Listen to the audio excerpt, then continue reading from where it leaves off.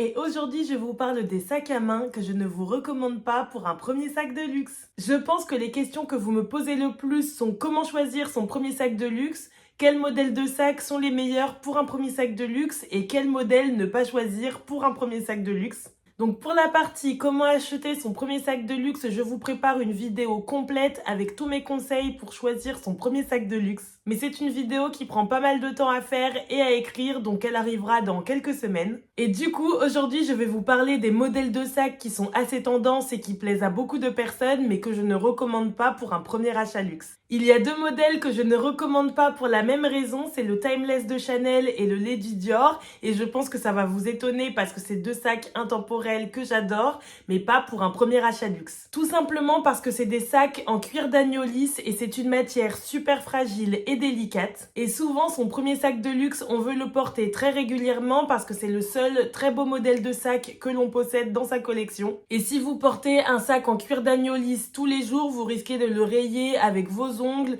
ou avec vos clés ou même dans les transports en commun, quelqu'un peut vous faire des traces dessus. Donc oui, ce sont des sacs que j'adore, mais je vous les recommande lorsque vous avez déjà une belle collection de sacs de luxe et que vous pouvez tourner avec plusieurs modèles. Ou alors, si vous voulez vraiment un Lady ou un Timeless en cuir d'agneau lisse comme premier sac de luxe, par pitié, portez-les de manière occasionnelle. Après, pour le Timeless, vous avez toujours l'alternative de le prendre en cuir caviar. C'est vrai que c'est une finition que personnellement je trouve un peu moins jolie parce que le cuir d'agneau lisse, ça fait vraiment très chic, très élégant. Mais en cuir caviar, vous avez moins de risques de le griffer et du coup, ce sera un sac qui sera plus durable et plutôt pour le quotidien. Mais concernant le Lady Dior, il me semble qu'il n'existe pas en cuir grainé. Donc si vous le voulez, ce sera forcément un cuir d'agneau lisse, donc vraiment pas pour un premier sac de luxe, je ne vous le recommande pas du tout. Deuxième modèle que je ne vous recommande pas pour un premier sac de luxe, c'est le sac Kate de Saint Laurent avec le pompon. Personnellement, je trouve que le pompon, ça fait un peu cheap et pas très chic, mais ça, c'est vraiment mes goûts personnels. Mais j'ai eu plusieurs retours me disant que le pompon pouvait s'accrocher à vos vêtements et donc les abîmer. Et le plus gros problème de ce sac, selon moi, c'est que l'on m'a dit que le pompon rouillait très facilement.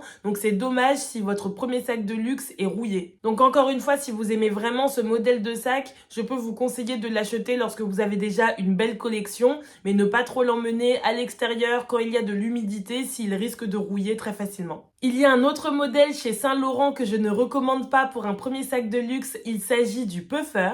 Alors moi, personnellement, j'adore le puffer, c'est un sac que je trouve très beau. Il a ce côté chic, mais à la fois qui fait un peu casual. On peut le porter avec un jean ou bien avec une robe, il va vraiment avec tout. Mais le problème de ce sac, selon moi, c'est que le cuir est très souple et qui dit cuir très souple dit cuir très fragile. Donc comme je vous ai dit, pour le Timeless comme pour le Lady, si c'est un sac que vous souhaitez porter tous les jours, je ne vous recommande pas du tout le puffer parce que comme son cuir est très souple, il va se déchirer, se griffer et s'abîmer super facilement. Ce sac me rappelle un peu le City de Balenciaga. Personnellement, moi j'adore le City, c'est mon sac préféré chez Balenciaga, mais ils l'ont discontinué et on m'a dit qu'il a été discontinué justement parce que comme le cuir est très souple, il y a beaucoup de clientes qui ont eu des problèmes avec. Apparemment, il y a eu beaucoup de SAV sur ce sac car avec le poids de ce que l'on mettait à l'intérieur, le cuir pouvait se déchirer et c'est vraiment dramatique pour un sac à ce prix-là. Et pour le puffer, je ne dis pas que votre sac va forcément se déchirer avec le poids, mais comme le cuir est souple, ça reste un risque. Et pareil, c'est un sac en cuir lisse, donc il va se rayer très facilement si vous avez des longs ongles. Vous pouvez faire une trace avec vos clés et sur certains cuirs très délicats, rien que le frottement des vêtements peut créer des micro-rayures sur le sac. Donc le puffer, très joli modèle, mais je vous le recommande plutôt pour lorsque vous aurez déjà 3 ou 4 sacs de luxe et que vous pourrez tourner avec plusieurs modèles. Ensuite, il y a deux sacs chez Gucci que je ne vous recommande pas pour les mêmes raisons. Il s'agit du Marmont et du Dionysus. Ces sacs, ils ont été super tendance dans les années 2016-2017 et j'en sais quelque chose parce que moi la première, j'ai craqué pour le Dionysus. Et je pense que c'est l'achat le plus bête de ma vie. Je regrette tellement d'avoir acheté ce sac. J'ai perdu énormément d'argent lorsque je l'ai revendu. Pour vous raconter l'histoire rapidement, j'avais économisé pendant des mois et des mois Tout l'argent que j'avais eu à Noël, à mon anniversaire, je le gardais pour m'acheter un beau sac. Et j'avais craqué sur le Dionysus de Gucci parce que je le voyais partout, sur les réseaux, dans la rue. Et j'ai eu un coup de cœur pour ce sac. Et à l'époque, je crois qu'il coûtait déjà assez cher. Je crois que je l'avais payé environ 2000 euros. J'avais vraiment mis toutes mes économies dans ce sac à main. J'étais très contente de mon petit achat. Je l'ai porté pendant plusieurs mois et j'en étais ravie. Sauf qu'à force de voir ce sac dans la rue, sur les réseaux sociaux, j'ai fait une overdose parce que moi, lorsque je vois beaucoup trop une pièce d'un coup, j'en ai vraiment marre et je ne peux plus me la voir. Donc j'ai voulu revendre mon Dionysus au moment où il était un petit peu moins trendy. Donc j'ai perdu beaucoup d'argent lorsque je l'ai revendu en seconde main. La cote du Dionysus s'était effondrée. Il me semble que je l'avais vendu 1090 ou 1100 euros. Donc j'avais vraiment perdu beaucoup d'argent à la revente, quasiment 1000 euros. J'étais dégoûtée. Et je vous parle de ça, moi je l'ai revendu en 2017-2018. Donc à ce moment-là, ce sac, il était encore assez tendance, on le voyait encore. Donc actuellement, en 2023, je me demande vraiment quelle est la cote en seconde main du Dionysus de Gucci parce que ce sac, ça doit faire au moins 3-4 ans que je n'ai vu personne le porter dans la rue comme sur les réseaux. Et donc, revenons à nos moutons. Je ne vous conseille pas le Gucci Marmont et le Dionysus, tout simplement parce que ce sont des sacs qui ont été très tendance en 2016-2017, mais actuellement, ils ne sont plus du tout à la mode. Donc leur cote en seconde main a vraiment chuté. Et pour un premier sac de luxe, je vous conseille de prendre un modèle intemporel qui sera un investissement et sur lequel vous n'allez pas perdre beaucoup d'argent à la revente, voire même en gagner. Et je sais que plusieurs d'entre vous vont me dire que vous ne voulez pas vendre vos sacs et que vous n'achetez pas un sac par rapport à une tendance, mais juste parce que vous l'aimez. Mais on ne sait jamais si dans 1 ou 2 ans, on va encore aimer un modèle. Donc faites-moi confiance, surtout pour votre premier sac, prenez un modèle intemporel parce que si vous n'aimez plus le modèle de votre sac pour une raison X ou Y, vous pourrez le revendre et donc vous racheter un nouveau sac. Parce que les sacs très tendance d'influenceuses Instagram et de fashionistas, c'est très bien, mais lorsque l'on a déjà une belle collection, je pense que son premier sac, on doit opter pour un modèle basique qui nous plaira encore dans 5 ou 10 ans. Et surtout un modèle que l'on pourra revendre un bon prix s'il nous plaît plus pour une raison X ou Y. Dans la même veine, il y a également le Prada Nylon que je ne vous recommande pas. Donc en partie parce que c'est aussi un sac qui a été très tendance il y a quelques années et qu'on voit un peu moins, mais je ne vais pas vous expliquer ce qu'est un sac tendance, je viens de le faire. Mais aussi parce que pour un premier sac de luxe, je ne vous recommande pas de prendre un sac en tissu parce que c'est très fragile. Et concernant le Prada Nylon, je connais plusieurs personnes qui ont eu des soucis avec ce sac. Le nylon pouvait devenir poisseux et collant avec le temps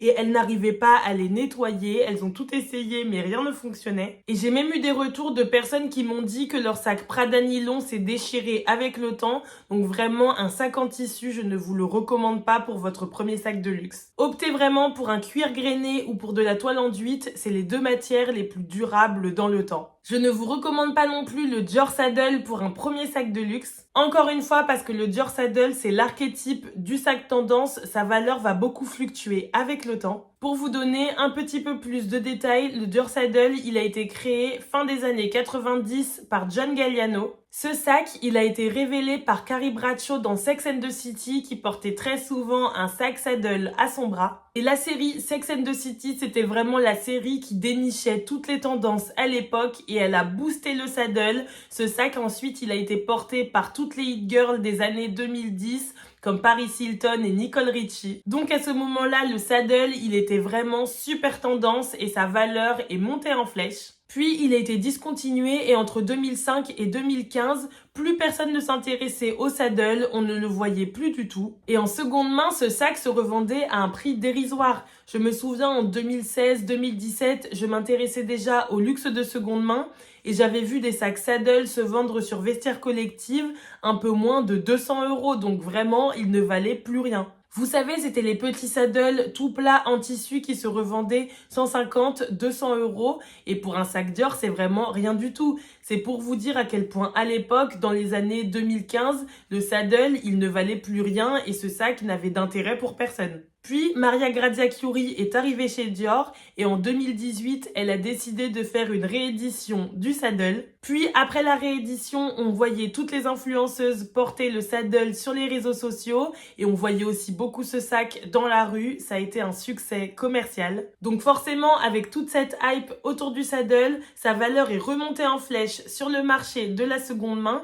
Et les saddles en tissu dont je vous parlais tout à l'heure qui se revendaient entre 150 et 200 euros, on pouvait les voir se vendre 800 ou 1000 euros sur les mêmes sites. Donc pour vous expliquer à quel point le prix d'une pièce de luxe peut varier selon si cette pièce est tendance en ce moment ou si elle a été oubliée. Et c'est pour ça que je ne vous recommande pas le saddle comme premier sac de luxe parce que comme j'ai dit pour le Gucci Marmont ou le Dionysus, c'est un sac dont la valeur peut beaucoup fluctuer dans le temps. Si vous faites une overdose de ce sac ou bien que vous voulez le vendre pour X ou Y raison, vous allez peut-être le vendre une misère parce que ce sac n'est plus du tout tendance. En plus, le saddle, c'est un sac en forme de selle d'équitation, donc son design est assez particulier et je pense que c'est un sac dont vous pouvez vous lasser avec le temps et c'est un modèle de sac qui n'ira pas avec toutes vos tenues. C'est un sac qui se porte beaucoup en journée avec un look assez casual chic, mais ce n'est pas un sac que vous allez forcément prendre pour aller dîner au restaurant ou pour aller dans une soirée un peu guindée. Donc pour un premier sac de luxe, je vous conseille un modèle un peu plus versatile que le saddle,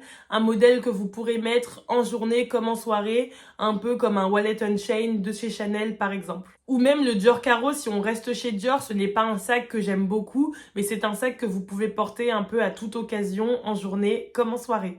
Prochain sac que je ne recommande pas pour un premier sac de luxe, c'est un sac Jacquemus, que ce soit le Bambino ou le Chiquito. Alors soyons clairs, les sacs Jacquemus, c'est des sacs que je trouve ravissants, ils sont très très beaux. Bravo à Simon Porte Jacquemus pour ses jolis designs. Et par exemple, le Chiquito dans une jolie couleur vive comme le rose ou bien le jaune, c'est un sac que je trouve ravissant. Mais on ne peut pas comparer la qualité des sacs de chez Jacquemus avec la qualité de sacs de maisons de luxe comme Hermès, Chanel ou même Dior. Et c'est normal parce que ce n'est pas du tout le même prix. Je sais que ça fait débat chez les personnes passionnées de luxe et chez les créateurs de contenu qui parlent de luxe. Pour certains, Jacquemus, c'est une maison de luxe et pour d'autres, Jacquemus, c'est une marque premium.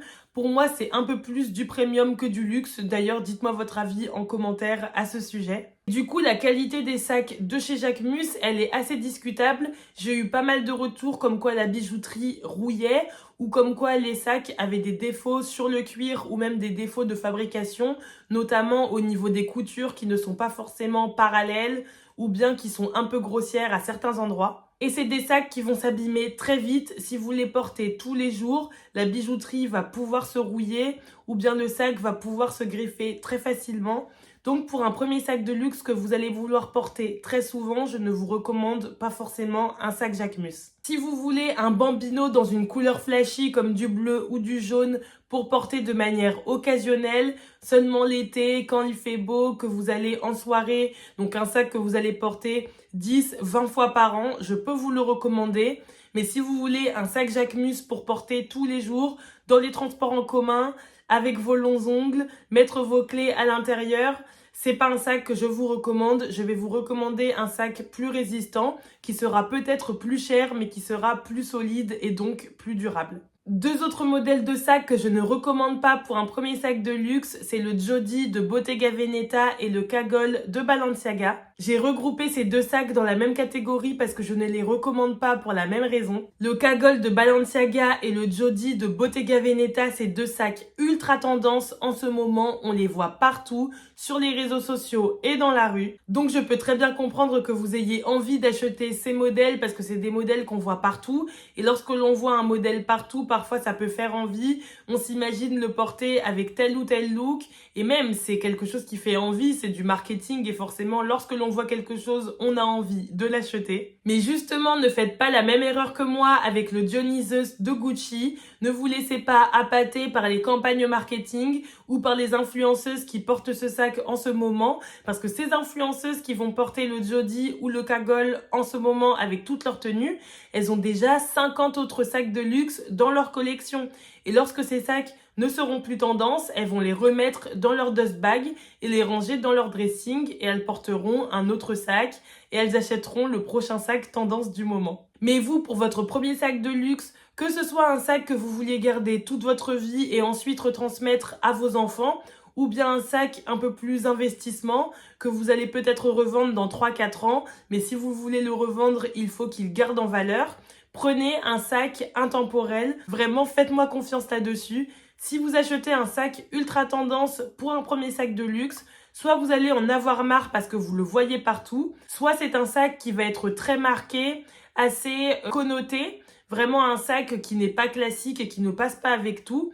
Donc du coup, vous allez peut-être en avoir marre parce que vous l'avez trop vu, ou vous allez vous dire ce sac il ne va pas avec toutes mes tenues, donc j'aimerais un sac un peu plus passe-partout.